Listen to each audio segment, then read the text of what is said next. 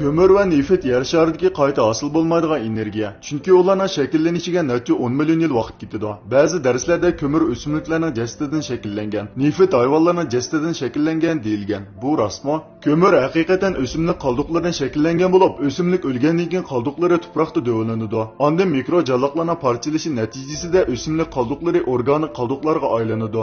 Yer yuzidagi tuproq qavtidan yiroqlashgandan keyin yana har xil bakteriyalar organik moddalarni parchalab bir qator bioximiyalik reaksiyalar yuz bergandan keyin o'simlik jasadidagi ximiyalik tarkiblarda o'zgarish yuz berib, karbon miqdori tadrijiy o'rlab asta-asta kolloidsimon turif shakllanadi. Turif yer postining o'ltirishiga ergishib, tuvallab qumshig'il qatorliq moddalar bilan birikib tog'jiniz qatlamini shakllantiradi. Ondan tog'jiniz qatlamining yer postining ichki qismidagi besim bilan yuqori temperaturning qo'sh ta'sirida davomli fizikalik ximiyalik o'zgarish yuz berib, eng oxirida ko'mir hosil bo'ladi.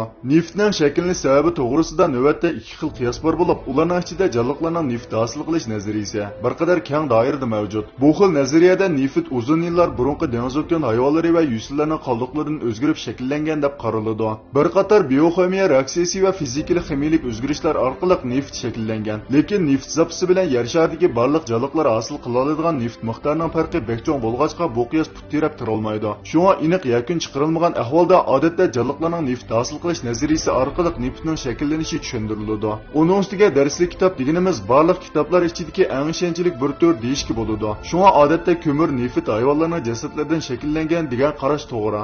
Bugungi mazmunlar mush yerda oyoqlashdi. Yoqtirgan bo'lsangiz bizni qo'llash yuzidan eng ostidagi hanzuchi e'lonni chekib qo'ying.